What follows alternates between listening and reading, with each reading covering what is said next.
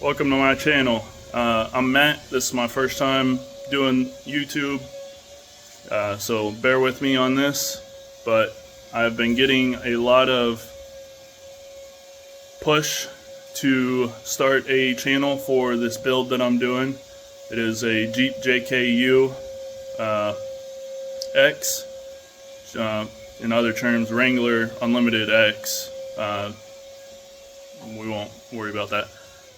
But as you can see, this project has been started. I'm not starting it right at the beginning of the project. More people have pushed me to do it now more than ever, just because I am making a lot more headway a lot faster now. But let me get into what I am doing and why everybody's been pushing me to do this. It's because I am doing a 6.4 Hemi swap in my own garage. I am not a professional. I'm an amateur. This is my first time doing a swap like this. I have done axle swaps in the past on my Grand Cherokee 5.2 Magnum. That isn't new to me, but the new part is doing a complete drivetrain swap on a vehicle. So let me just go over a little bit of what I'm doing. Obviously, I'm doing the 6.4 Hemi swap with an 8-speed transmission, the 8HP 70, and an Atlas transfer case, so it can go out west and crawl. It is a purpose build for my dad, pretty much.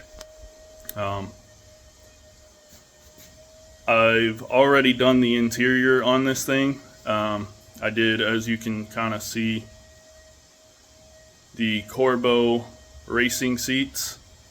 They are the Baja, so more cushion, shock absorption in them. They are very comfortable, let me tell you. And I did the Gen-Right full roll cage with the X-Bar, but the X-Bar is partial just for leg room in the back seats. I did swap over to 4 bucket seats instead of having the rear bench in, just because, again, it is going to be a crawler. I live in Florida, so it could be a daily too, but that's beside the point. So let me just show you a little bit of the interior.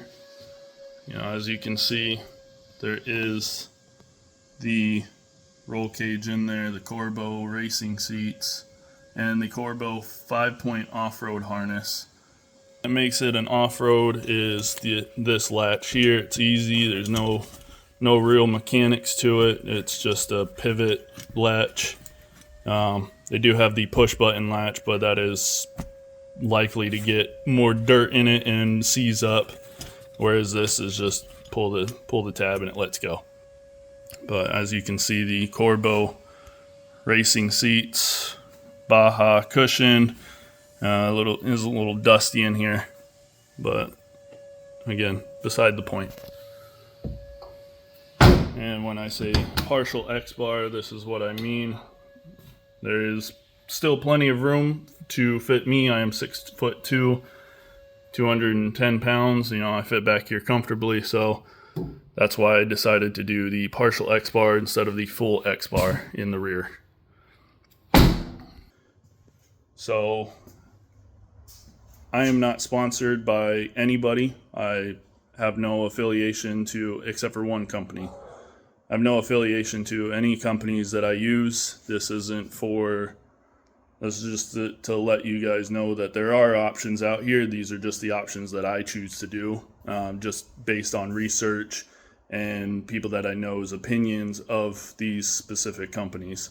So let me just show you everything that I have for this swap so far. There's still stuff I need to get, but for right now, I am focusing on the engine, drivetrain.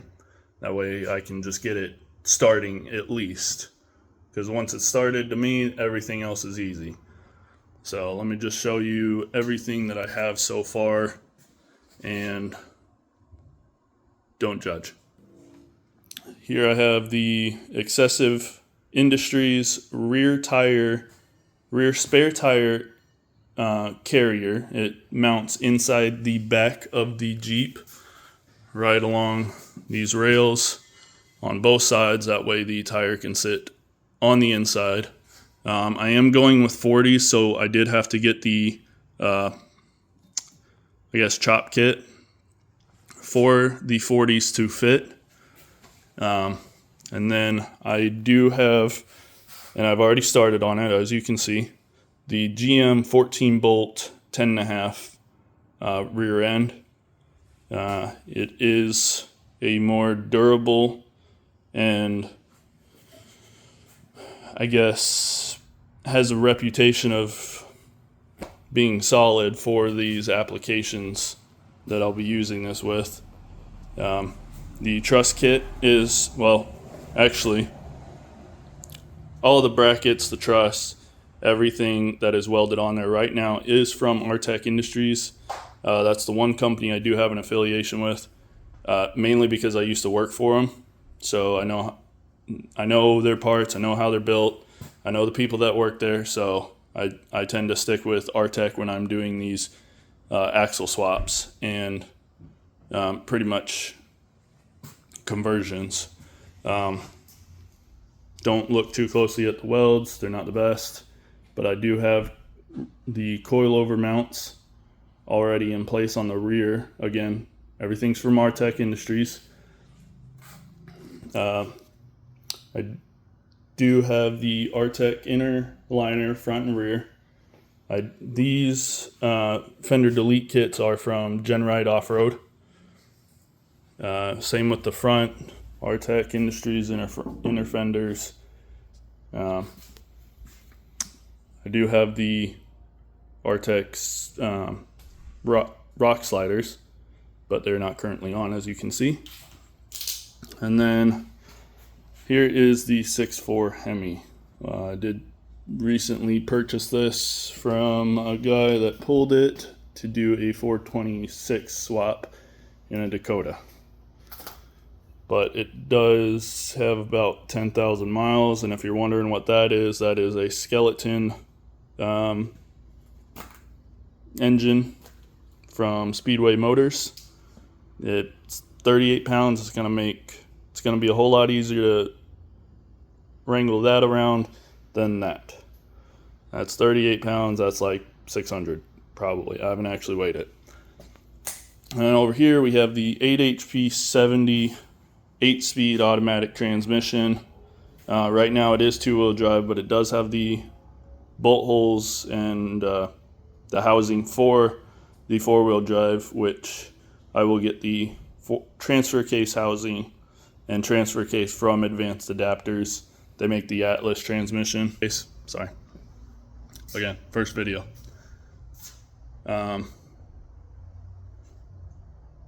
Yes, and I do have, I went with Moto Built for the rear fuel tank because I had to pull the old fuel tank out and decided, why don't I go with a rear fuel tank?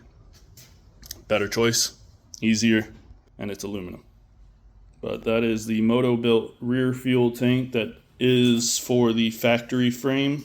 They do have two different ones. Make sure if you do look into it and want to do it, there are two different ones. One's for their rear chop kit, and then this one is for the factory frame. Don't mind the pressure washer. This is the Mishimoto radiator. It is for a Jeep JK. It does fit in place of the old JK. The only difference is the radiator is built for this swap. So the radiator hoses are in different locations than the factory radiator. That way you can just run 6.4 upper and lower radiator hoses.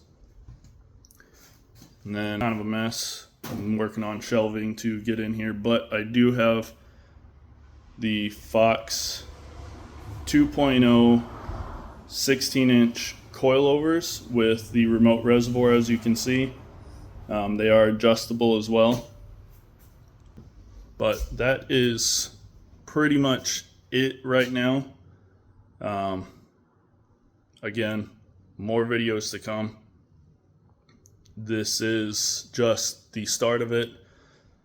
So, you know, I'm completely unscripted. That's why I stutter, all this stuff. Don't mind it. It'll get better. Maybe. But yeah, that's it for right now. I think I went over everything that I've done so far, everything that I have.